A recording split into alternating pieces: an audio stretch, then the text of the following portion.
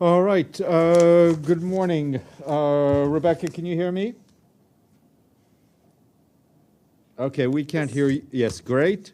Okay. And Amir, can you hear us? Yes, I can hear you. Thanks very much. Excellent. Well, welcome. Good afternoon to both of you. Good morning to us here in New York. Just for colleagues from the press who are joining us in person and online, we are delighted to welcome Amir Abdulla, the UN coordinator for the Black Sea Grain Initiative, who will be briefing from Ankara, and Rebeca Grynspan, the Secretary-General of the UN Conference on Trade and Development, who is briefing us from Geneva. So without further ado, we will go ahead. And I think, Rebecca, you're going to start, and then we'll turn to Amir, if that's correct. Okay, Stefan, thank you. Thank you very much. Let me start by saying that we have, since the signing in Istanbul of two agreements, the agreement on the Black Sea Initiative and the agreement to facilitate the unimpeded export of grains and fertilizers from the Russian Federation. We have been operationalizing the agreements, working very hard to bring the price of food down and avert a global food crisis.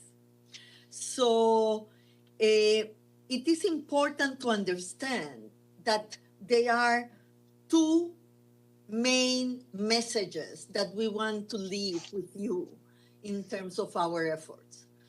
First is that we needed to stabilize the grain markets and the fertilizers markets in the world.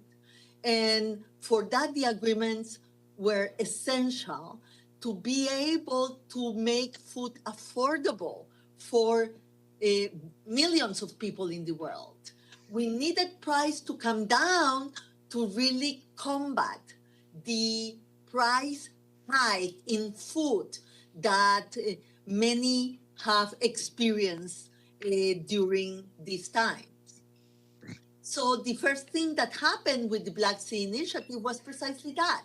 Prices came down significantly. According to FAO, it has been the fifth month in a row that prices have been coming down. So this helps to ease the pain, as we have put it forward in the Global Crisis Response Group, for 1.6 billion people in the world that has been facing with a cost of living crisis, especially because of the increase in food prices. So affordability was the main issue we wanted to tackle. Second, obviously, there was the humanitarian part. The humanitarian part with WFP, where Ukraine is one of the main suppliers to WFP, and also price issues for WFP, because higher prices meant the WFP was able to buy fewer grain. So it was very important to give access to the humanitarian exercise led by WFP, going to the Black Sea, being able to buy grain from Ukraine, and also buy more grain because prices were going down. So to reintegrate food and fertilizers to global markets, lowering global food prices so vulnerable people everywhere could access affordable food was our main objective. So having said that, can I say also, Stefan, that prices at the international level have gone down. But it's true that prices at the domestic level have not yet seen, the decrease that we have seen in the international markets. So doing this is not enough. We needed to go also to the trouble that the countries are facing due to the devaluation of their currencies and the hike in the interest rates in the international markets. So the problem for many developing countries is still a problem because domestic prices are not going down enough as we have wished. And so there is much more to be done for the objective that we are pursuing to be reached. But if international prices don't go down, obviously, we cannot bring down domestic prices. So there is much effort still to be done, but it's important to understand what was the main objective that we had in mind when the initiative was launched and when the two agreements were signed in Istanbul. I will stay there, Stefan, for my initial remarks. I know that we will receive a lot of questions from the audience, so Perhaps, I will perhaps, yeah. to you. Great. Thank you very much, Rebecca. Amir, please go ahead. Thanks, Stefan. Maybe just to catch up people on where the Black Sea initiative is in to date.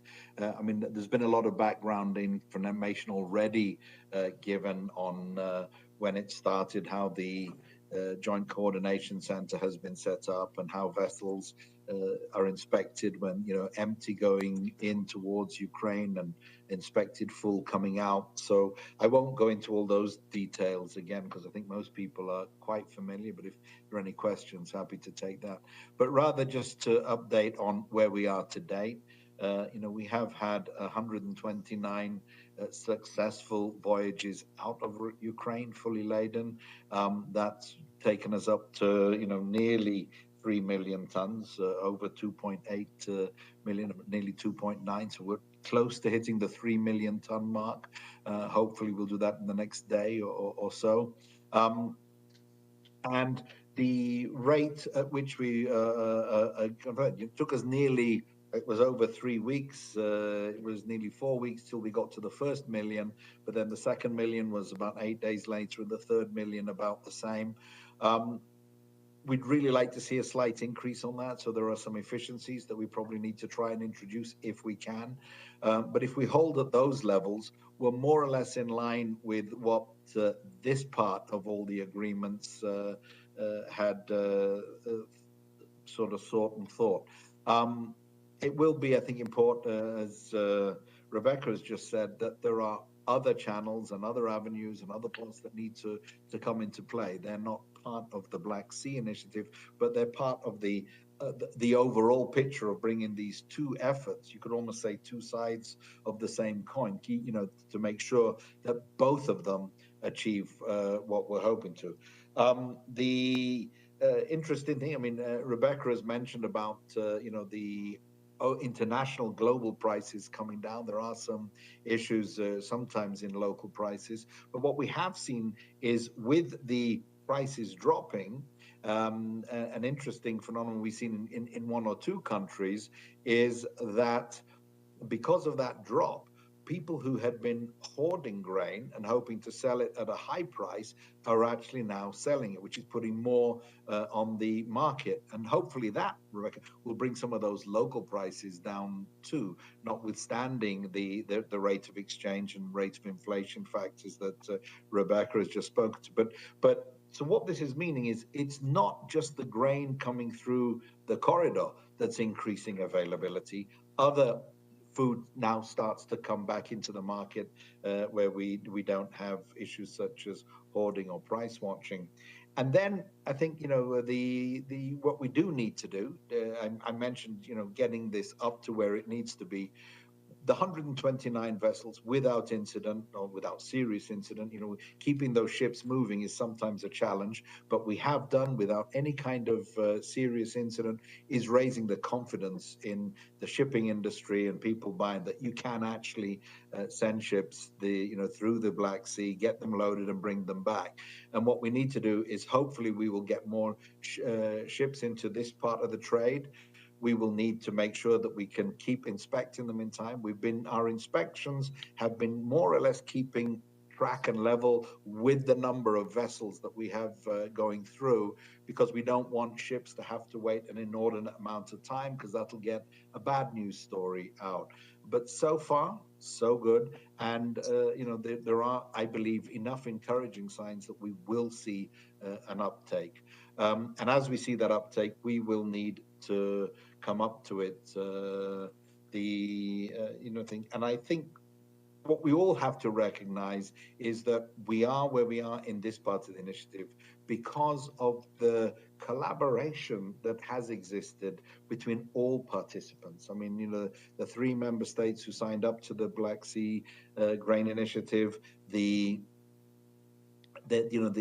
what I would say, the collaborative spirit that exists and the effort that we're all putting into this together is why we've got to the numbers that I've just mentioned.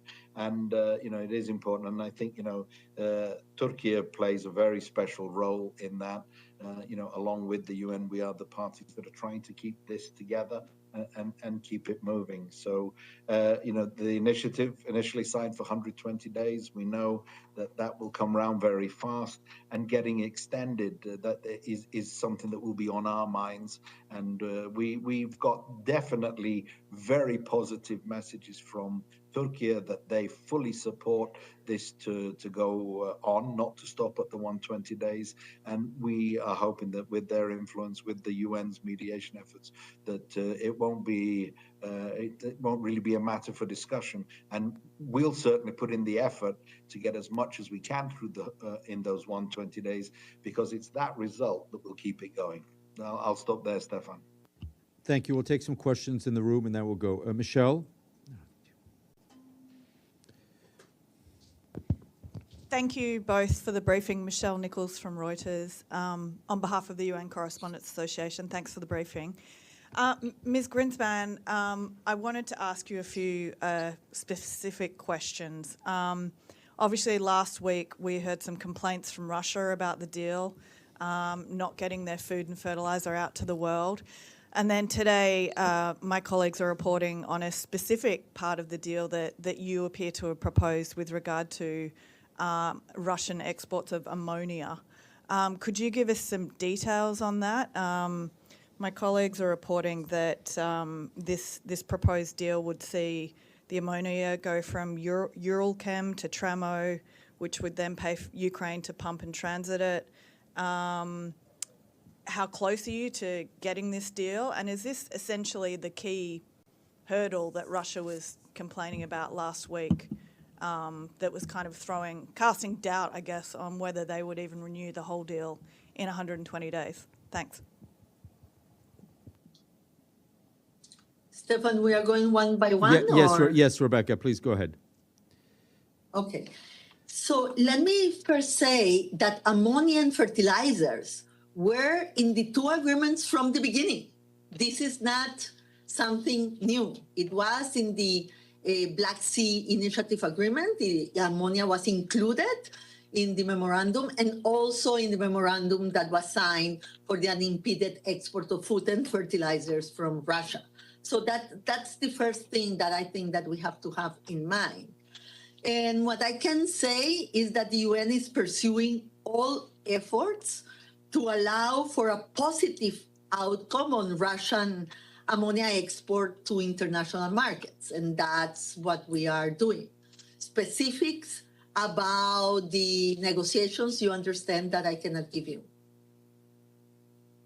Just a quick follow-up. Is that the main Russian complaint at this point about the deal?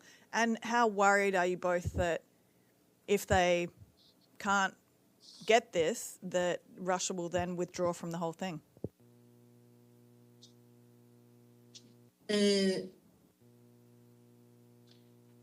Well, let me maybe say this. Like the Secretary-General has said, you know, there is no solution to the food crisis without reintegrating food and fertilizers, grain and fertilizers to global markets from Ukraine and from Russia. And our objective is to fulfill the objective of avoiding the crisis. And fertilizers is a very important part of this deal. Let me say that we have projections in terms of the problem that fertilizers can cause. Fertilizers are right now at 3 times the price, the normal price before COVID.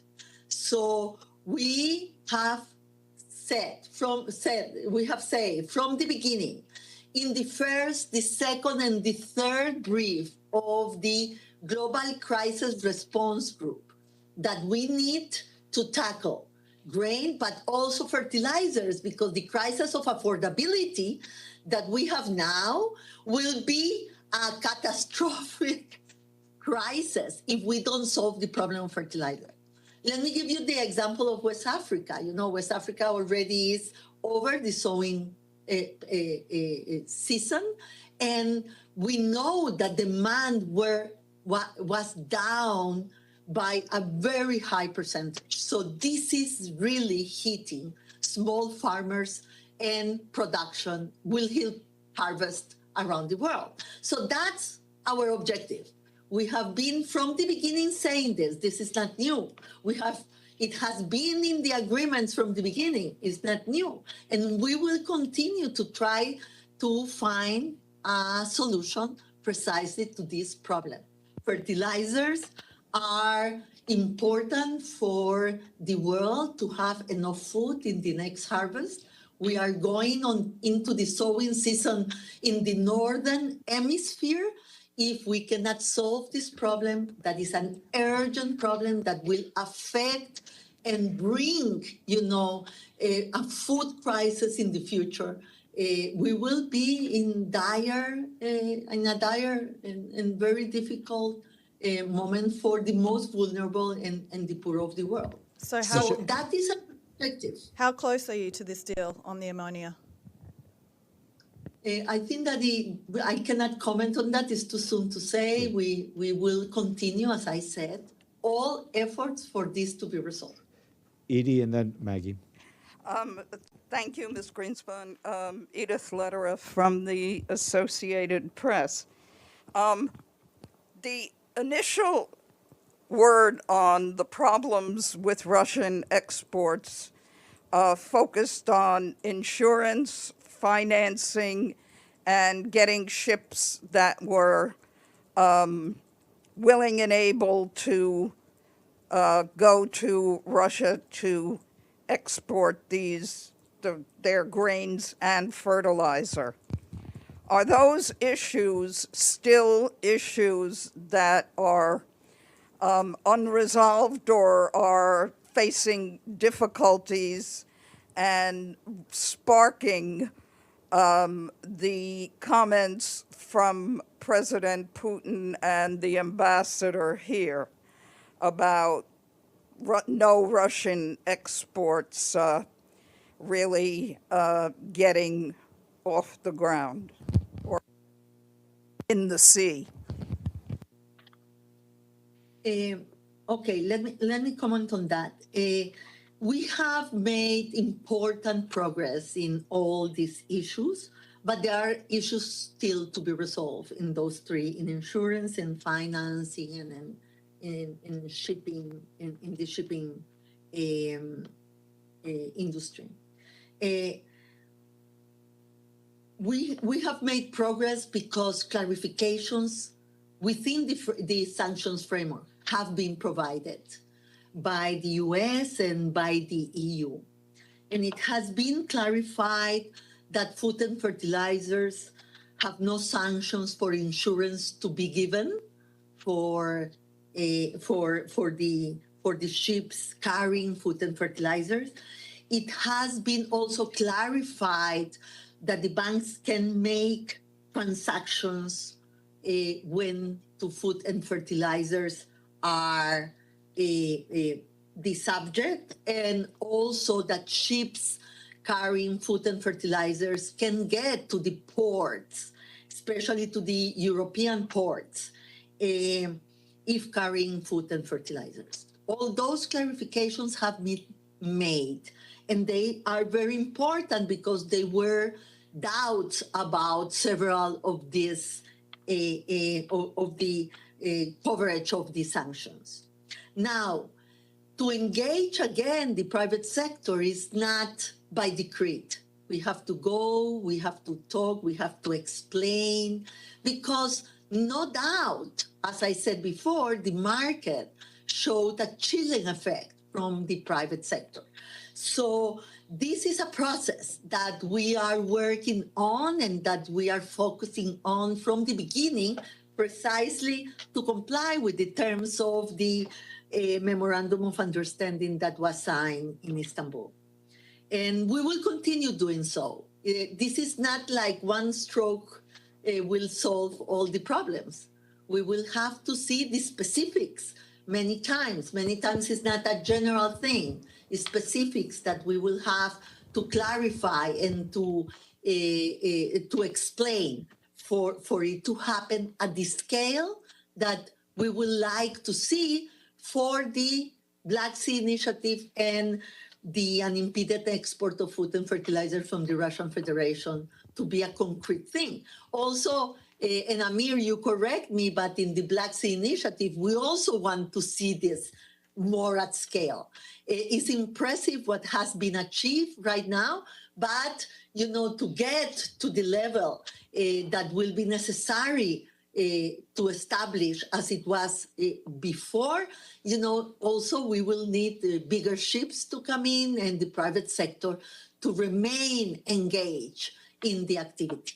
So what I can tell you is that progress has been done, but there is still efforts that need to be continued for this to be, to get to the objective that we set to ourselves.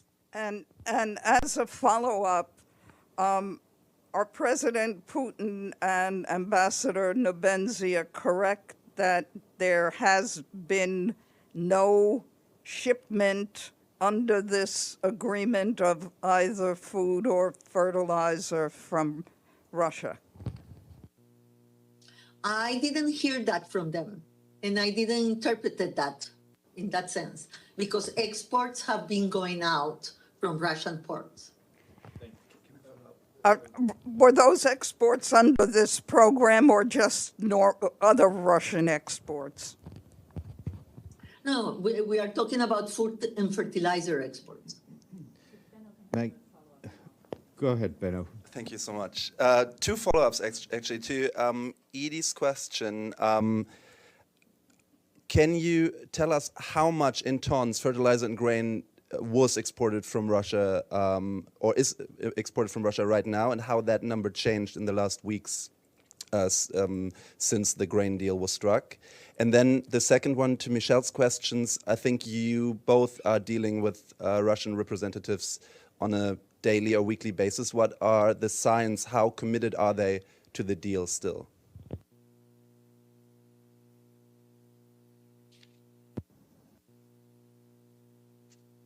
If you want, I can go first. Yeah, why don't you go Rebecca. first, Amir, then we'll go back to Rebecca. Yeah. I mean, just to be very clear, within the Black Sea Initiative, we deal with both representatives of Russia and Ukraine, and of course Turkey, who's the other participant, on a daily basis. We have a daily meeting that basically approves and authorizes the movement of all the vessels under the initiative that will move within the Black Sea through the corridors. And to date, the I would say collaboration and presentation and representation at those meetings has been very collegiate. Clearly, you can't do an operation like this without there being occasionally issues and mishaps, and this is often as mundane or as simple as documentation having a name spelt wrong, or something a bit more serious with a vessel not following the correct navigational route. But I mean, even in those most serious of issues, when vessels have gone out of the route or not obeyed the very strict timings that we have had no incidents. The Russian representations bring it to the table. We have a lot of discussion about it. But they are, I would say to date, in my view, the way they have proceeded has been that they're very clearly doing it about the safety and security of the ships. But to answer an earlier question about, how worried, I mean, I would say at this stage, given the collegiate and technical nature of those approvals, no clear sign of any worry, and no clear sign that they wouldn't want to go for another 120 days. But it is very much the movement through these corridors is one of consensus. And if any one party withheld its approval or authorization, especially one of the two parties to the conflict, we would not be able to move. So it clearly is something that we have to keep as positive as we can. And quite honestly, keeping it positive does mean getting movement and results in both these agreements. Now, we've had no Russian grain or fertilizer come through the Black Sea ports, the Ukrainian Black Sea ports. So in other words, the three ports that are part of the initiative, we have not had it. But it is there in the initiative. And if agreement can be reached on how Russian commodity could be procured, because this will end up being commercial procurement, we can ship it. But it will, but there will need to be very clear agreements on all sides before, a ship application is made to the JCC, who then would go over it and approve it. So there's quite a bit of, I would say, the negotiation and background work that needs to be done.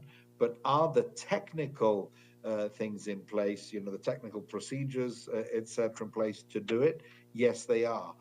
Do we have the capacity to do it? Yes, we do. It's now going to be about, is there the negotiation and political will to do it? And it is one way of making sure that we do increase the movement from all ports, all avenues, to do what Rebeca has been saying, which is get more food and more fertilizer into the markets. That's what will bring global prices down eventually. That's what will guarantee not just that we feed people today, but that we feed people with the next harvest. Because if we don't get the fertilizers out, next harvests will not be at the levels that they need to be. Thank you. Rebeca, did you want to add something? Yes, well, first, I to agree with Amir very much, and with respect to the numbers, it's difficult, in the Russian side, it's different than in the Black Sea side, because the Black Sea was blocked. So you can count the ships that are going in and out, yes? It's more difficult to do that in the other side. But what I can tell you is that from the numbers that we have from June to July, food exports have gone up 12%. But I don't know if that is a trend, because I don't have the numbers of 2021, because those numbers are not published. So from the numbers that we have received from the Russian counterparts, on food exports, there has been a 12% increase between June and July. With respect to fertilizers, the exports are still down. And that is our concern, yes, that Africa could face a very severe shortfall precisely because of fertilizers, especially sub-Saharan Africa. we have numbers that the expected impact in sub-Saharan Africa can be as high as between 18 and 23% for 2022, 2023. And we are very worried also about South Asia and East Asia that are forecast to drive the decline in global fertilizer use in the years 2022, 2023. So from the numbers I have and that have been provided to us, this is our assessment for the first question. And I don't remember the second one, sorry. I think it was pretty much answered. It was about like what signs you get from Russian representatives about how committed they are to the deal. Yeah. Okay, Amir responded to that. Maggie and then Edward. Thank you for the briefing. It's Margaret Bashir with Voice of America. Ms. Grynspan, could you just clarify? You said 18 to 23%. Is that on yields of crops or is that on fertilizer use? I can't hear you. Fertilizer use. Okay, fertilizer use. Okay, great. And then, fertilizer use. okay, great. Yes. Thank you. Mr. Abdulla, you said that there's rising confidence in the shipping industry. So has that correlated into insurance costs dropping yet? And the cost of shipping out from Ukraine, is that coming down as well? I don't have the full and final details on the market, but I can answer the first part, which is definitely with the increased confidence, we have seen the war risk insurance rates drop, because the way the corridor works is there is across the Black Sea, there's a demarcation line which shows the zone of conflict. And once you go north of that line, the ship has to be covered by war risk insurance. And insurance rates were running at like 2 and 3% of the value of the hull of the vessel prior to this agreement being in place, and even at the earlier stages. It now has dropped to, I think it's 0.5% of hull value. And the way that works is it's a 0.5% of hull value fee for a 7-day window, a 7-day period. And the way we have the corridor working is that we get vessels inspected south of the conflict line, the war risk insurance line, let's say, and then they cross the line into the corridor early in the morning following their inspections. And from that point on, you've got 7 days for them to sail up the corridor, which is only like an 8, 9, 10 hour sailing, depending on the speed of the ship. Then as long as it's been coordinated well with Ukrainian port authorities, the vessels normally berth and go alongside and load. And we've actually had ships turn around in 2 or 3 days and sail back out. So you manage them within the 7-day window. And I would say for nearly all vessels that worked on the initiative, nearly all, we've had a few exceptions to that, but nearly all have managed to go through the corridor, load, and come back through the corridor out of the war risk zone within the 7-day period. And that is what brings the cost down, because once enough owners, ship owners and charterers and people working on this know that case, they build that then into either their daily charter rates or their charter party rates or freight rates if they're working on a freight per ton basis. And that is what's dropping it. I think, that is, and so we have seen that. I don't have the full data, but I would say that the type of ship that we've seen going through recently, we are seeing, I would say, more modern vessels I'll be very honest, in better condition. And some of the tankers that have gone through to load the vegetable oils have been extremely modern tankers. So I would say those, to me, point to a growing confidence. in the market. I don't have the latest information on the shipping, but I believe if one was to compare if one got the gazetted rates of today and compared them with a month or two ago, I think they would be. I mean, a few months ago, nothing. Well, there was stuff going, but it would have been negligible. So I think you would have seen a drop in the gazetted rate, but I'm afraid I don't have that information. And Ms. Grynspan, do you see the same in Russia? I mean, is insurance, has it been affected on ships and that sort of a thing? Is it affecting there? Yes, insurance it continues to be a problem, and this is this is part of the engagement that we have to continue doing with the private sector. There are constructive a constructive dialogue that we have sustained in that respect. And it's true that insurance has been between 1.5% and 2% at least, also in Russia. The problem is, and let me say this for both, for taking where Amir left it. The normal insurance rate is less than 0.1%, is 0.05%. We are here in the range of 1.5%, 2%. So remember that one of the things that we said is that one of the issues that is driving prices prices up, is the logistical part of it. And half of the prices increases is because of logistics, and insurance is part of it. So we still have to continue. It was coming down. It's still difficult because it's still very high for the market, and we have to continue pushing the logistical and transaction costs down to bring prices down even farther. So let me just make that case. Television. Hi, this is Deji Xu with China Central Television. I have some questions for both.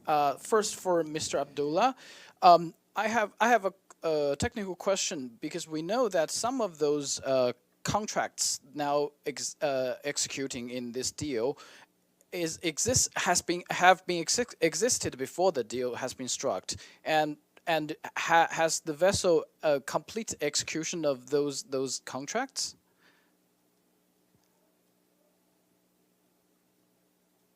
We have had, in fact, I think the very first vessel to sail in the initiative on the 1st of August was actually a vessel that was already up in Ukrainian port and loaded, and sort of then it completed its contract. So a lot will depend on specific contracts, but if there are contracts in force, and as long as they are grain or fertilizer and can fall within the commodities that are approved under the initiative, and the vessels are approved to go in, then there should be nothing stopping completion. Latest data, 44% of the vessel of the grain went to the high-income countries. Only 27%, I believe, the number. Yeah, 28% went to the lower income countries. Is that what you expected? And given the fact only 3 vessels out of 129 vessels are for humanitarian grain use, do you think that's enough? Well, on the vessels for humanitarian use, a lot of that is governed by the contribution levels that the World Food Programme have to procure. So far, the 3 vessels that they have had have been what they have procured. I understand that they have quite a few more on the way. So I think there will be more. The humanitarian vessels are very much governed by what can be, or what the humanitarian agencies have available to ship, which in turn is what have they been able to procure based on their contribution levels. In terms of the other question, we have to recall that this route and these corridors have traditionally been used by the destinations that you've just mentioned. And all these, the shipments that are coming through those routes are very much in line with what would be commercially shipped anyway. So this was very much, and I think if you looked at the distribution of how much went to the different type of country, the geographic destinations, how much of it was assistance, the actual percentage breakdown would be very much in line with what used to transit the Black Sea before the conflict. So introducing the corridor in itself gave safe passage for trade and commodities to recommence. It was not a mechanism to alter the norm of what would come through those corridors. So I think it is very much back in line with what traditionally came down. And also to recall that, the end, what is reported by and the reports and numbers of this, we have a very, very coordinated approach within the JCC, the Joint Coordination Center. We agree all the numbers together. We agree where the nominated destinations are, and that's the first report that's given. But some of these cargoes do go to destinations where they are then transshipped. For example, quite a bit of the commodity that has as an end position Turkey and Turkish ports actually then gets sometimes just reshipped in the same format, and sometimes it is actually processed. So wheat becomes wheat flour and it's shipped to Syria or Egypt or Sudan or Yemen, even commercially. So, not everything that comes through here is exactly where the end destination said. Not everything ends up in the state that it was. But the primary objective of the corridor was to ensure that a very important trade route for food and fertilizer was reopened. And I think that we have achieved, but we don't necessarily yet believe that we have enough going through. And so that is something that we will work on, but it's going to require added confidence in the markets, resolving what can come out of Russia, and for humanitarian assistance, for humanitarian contributions to be increased so that humanitarian agencies can actually put the supply down the corridor. Now, Ms. Grynspan, just one quick question. We know that UNCTAD had a help desk to facilitate the companies and insurance companies. I know it's difficult for you to get data on the exportation, but can you tell us approximately how many companies or insurance companies has UNCTAD been in touch with on this issue, and how this help desk works? Thank you. No, I don't have that information. If I had it, I will give it to you. But we have talking to many actors and associations of actors, yes, to resolve these issues. So to count companies is not what we have been doing, yes? And the help desk is to resolve the specific issues that are put in front of us, but not by specific companies, but by the sectors that are being affected by this. So I'm sorry, I don't have the information, so I cannot give it to you. But let me go back to what Amir was saying, because I think that is so important. This was an enormous global challenge, and we wanted to calm markets in food and fertilizers. And we wanted to strengthen confidence in the private sector to take this at scale, to reintegrate the food and fertilizer from Ukraine and Russia to the markets, and to avoid the overcompliance that was coming from the private sector, precisely because overcompliance with respect to the sanctions. And so that has worked, and we have proven the concept, and that can really calm the markets, bring prices down. There is more efforts to be done in this respect. But the concept is functioning, and I think that the numbers that Amir has given, are very, very telling. So we wanted to face the present humanitarian crisis, and that's what WFP and the humanitarian agencies are trying to do. But at the same time, we wanted to avoid a larger and deeper humanitarian crisis. That is what we all are working for. So when people try to say, oh, there are only 3 humanitarian ships from WFP, we hope there will be more, because the humanitarian crisis is there. There is already people that need that help. But the other part of the deal is to restore trade at the scale necessary to avoid a future humanitarian and larger and deeper humanitarian crisis. And so the trade system has to be restored in that sense. And the trade system is a complicated one. It has distribution nodules. What one ship cargo takes to one port not necessarily stays in that port. It gets distributed to other places. And that's what is happening. And it's very important what Amir said, that we are seeing more or less the same pattern we saw before the war, yes, in terms of the ships and the contracts. And my last point is to stress something that the Secretary-General has said. And the Secretary-General has said that there is no solution to the food crisis without a solution to the financial crisis and the financial issues that the developing countries are facing.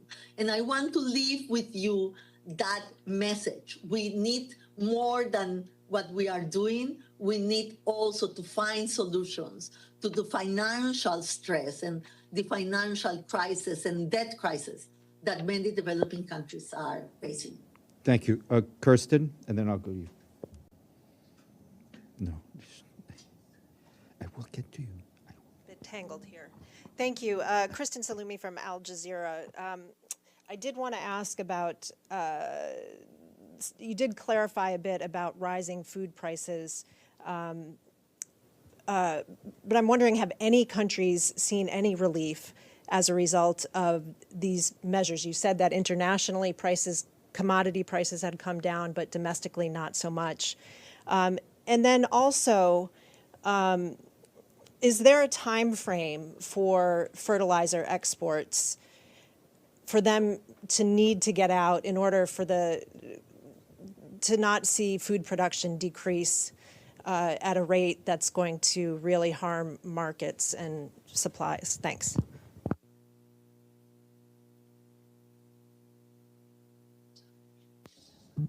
Yeah, but give me 1 second, and I will give you the. Sorry.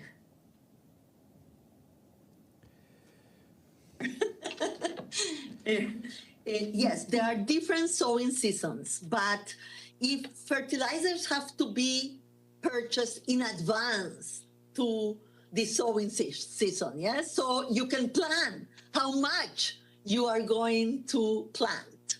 And so for many of the countries that we were talking about, we need to resolve this, not later than October, November, because the sowing season will be there, and they have to plan for their what are they going to plant and what they are going to do. The sowing season in the northern hemisphere is coming, and there you have countries as important as Bangladesh that will have to take those decisions. But if you allow me, Stefan, I would be able to share with you a chart that we did precisely with this information, where you will find all the information in terms of the sowing season and the challenges in terms of supplies of fertilizers. And also in the brief number 2 that we launch on the 8th of June of 2022, you will find that information. So, it's different for different parts of the world, so it's difficult for me to cluster it in one very simple answer. But for many of the coming sowing seasons, I think that October, November will be very critical. Hello, my name is Veronica. I'm from the New Voice of Ukraine, a Ukrainian media website. I want to ask you about the stolen Ukrainian grain. So our authorities reported about 500,000 tons of Ukrainian grain, at least, stolen by Russia and taken from occupied territories of Ukraine through Berdyansk and Kherson to Sevastopol, and then exported to other countries as Russian grain. Some of the stolen Ukrainian grain was taken to Turkish ports. I want to ask, how is it being controlled by the UN Commission, whether there's any supervision on Russian grain that is coming and going, and how do you understand that the grains coming from Russia via this initiative was not stolen from Ukraine? Thank you. Amir, I don't know if you have an answer to that, or...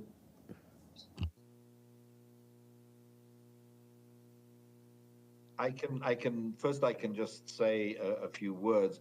I mean, first of all, we've had through the Black Sea corridor under the initiative from the 3 Ukrainian ports, we've had no grain that has been declared as Russia. All the vessels that have loaded have been cleared by Ukrainian port authorities. So that means that, and they've controlled the exports. So that is the, let's say that's one side of this, to say what we are monitoring and have oversight on, we can be fairly confident that all parties to the initiative agree on the origin, ownership, control, sale, and movement of the commodities that go through that corridor. Because all 4 parties, the UN, that's where the UN can have its oversight, the UN and Turkey as let's say the control and mediation, and then you have Ukraine and Russia both authorizing and so forth. So through the corridors where we have this monitoring capacity, the UN can be pretty confident on the ownership, sale, etc., that I've just mentioned. Through other ports that are not part of the initiative, where we don't have this type of monitoring or control, it would be very difficult for us to comment one way or the other. Over. Thank you. Alan, RIA Novosti. Thank you so much. Alan Bulkati from RIA Novosti News Agency. I have 2 questions, one for Madam Grynspan, please, and the other one for Mr. Abdulla. The first for Madam Grynspan regarding the fertilizers, Russian fertilizers. If I'm not mistaken, Russian President Putin during the Eastern Economic Forum stated the following: only the EU countries can buy Russian fertilizers, but the supply of fertilizers through the EU ports to the markets of Asia, Africa, and Latin America is still prohibited. Could you please explain how the UN is dealing with these, bottlenecks or sanctions that prohibit Russia to export the fertilizers to these regions? That's the first question. Thank you. Hello? Do you hear me? Yes. Yes. We clarified to all the port authorities that food and fertilizers coming from Russia are not under sanctions. But it's true that at the beginning that was not clear. And so there were problems in many of the ports. The thing is that the sanctions are at the EU level, but the operationalization of the sanctions are at the national and port authority levels. So we have had to clarify that in many of the ports, in Europe. So, the process of Russian vessels carrying food and fertilizers will be more expedited and allowed, because in some of the areas there was a confusion about that. And we have clarified that, and the EU have clarified that very clearly in the 10th of August, I think, 10th of August, frequent asked questions, clarifications that they enacted. So now what we are asking is if there are specific problems that have been faced or are being faced still, to tell us so we can continue, clarifying and explaining that this is allowed under the present sanction regime. Thank you so much. And a question from Mr. Abdullah. Am I right understanding your words that all the grain deal was about just restoring the previous routes of exports to the wealthy countries, but not about delivering the grain, Ukrainian grain, directly to poor countries? Thank you. No, what I said was about restoring the trade routes. And those trade routes were used by all countries. I mean, the commodities that have come along the route to date have gone to many countries and in all parts of the world. They've gone to 3 different countries, and I think over 30 countries, and they have gone to countries with different economic classification according to, we monitor according to the World Bank classification of countries' status. So they've gone to all types of countries in all geographic locations. What I said was it has restored the trade route to the sort of levels to these different destinations of what we had seen pre-conflict, which meant that you had commodities going to high-income countries, commodities going to middle-income countries, commodity going to low-income countries. You had humanitarian assistance cargoes, and you had different types, whether it was whole grains, or whether it was whole seeds for oil, or whether it was processed oil for we have liquid oil going out in tankers. So there are a myriad of different types of commodities, all food or fertilizer. And I said we haven't seen fertilizer yet. We're still hoping. But it has basically, what I was trying to imply was it's restored a sort of balance, and that balance is based on commercial reality and the importance, what we are doing, just to be very clear of the humanitarian imperative and what we see as important, is we are making sure that any humanitarian cargo, humanitarian ship that is, signaled for loading and sailing, we keep well note of it and do what we can to make sure that it's not delayed at any stage in its process. But it really was a restoring of the order that was there before. Over. Thank you. I'm sorry, I've been told both Rebeca and Amir have been called into a meeting with the Secretary-General, so we have to close it here. We hope to have you back soon, and thank you for your time. Thank you.